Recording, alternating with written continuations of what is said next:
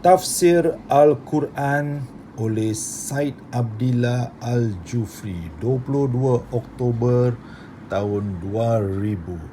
Semai jiwa anak bangga beragama Islam.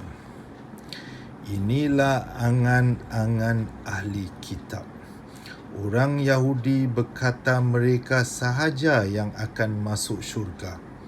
Orang Nasrani juga membuat dakwaan yang sama, tetapi dakwaan mesti ada bukti. Maka itu Allah SWT menegaskan itu hanya angan-angan orang Yahudi dan Nasrani kerana mereka tiada bukti langsung. Allah SWT menceritakan dalam Al-Quran bagaimana kaum Yahudi menyatakan bahawa mereka adalah anak kecintaan Allah SWT, sedangkan Allah SWT menyuruh Nabi Muhammad SAW bertanya kepada mereka mengapa mereka diazab sekiranya mereka kecintaannya. Kaum Yahudi juga mendakwa bahawa mereka tidak akan masuk neraka melainkan 40 hari sahaja. Daripada mana datangnya 40 hari itu? Kesimpulan mereka ialah itu adalah bilangan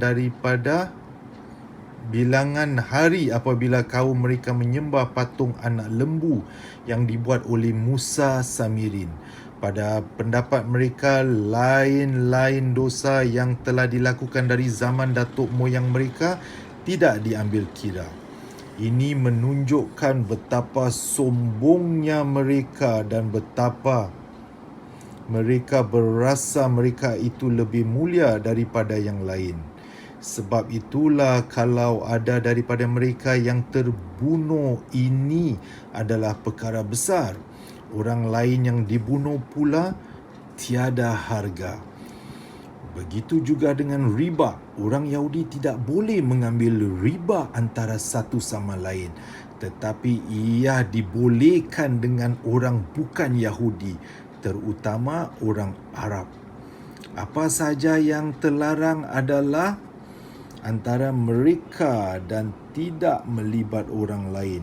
Yang nyata ialah mereka orang musyrikin dan memungkir janji dan membunuh ramai nabi. Mereka juga jelas dilaknati Allah SWT. Amalan mereka di dunia juga menunjukkan mereka menentang Allah SWT. Mereka ada orang yang baik di antara memang ada orang yang baik di antara ahli kitab, tetapi ini tidak ramai. Kebanyakan daripada mereka ialah ahli neraka dan tiada maaf bagi orang yang menyengutu Allah. Kita orang Islam tidak menyatakan sesuatu dengan fikiran sendiri, tetapi berdasarkan pada apa yang diturunkan dalam Al-Quran. Allah SWT telah berfirman bahawa sesiapa yang percaya agama selain dari Islam tidak akan masuk syurga. Agama Islam bukan agama kesukuan seperti agama Yahudi. Syurga diberi berdasarkan pada amal. Orang Islam tidak mengatakan mereka orang pilihan, tetapi kita syukur dengan nikmat Islam. Kita bangga syukur dan bukan bangga sombong. Inilah yang patut kita semai dalam jiwa anak-anak kita agar mereka rasa kebesarannya dibesarkan dalam Islam. Tanamkanlah dia dengan rasa bangga bahawa dia beragama Islam dan bukan agama lain.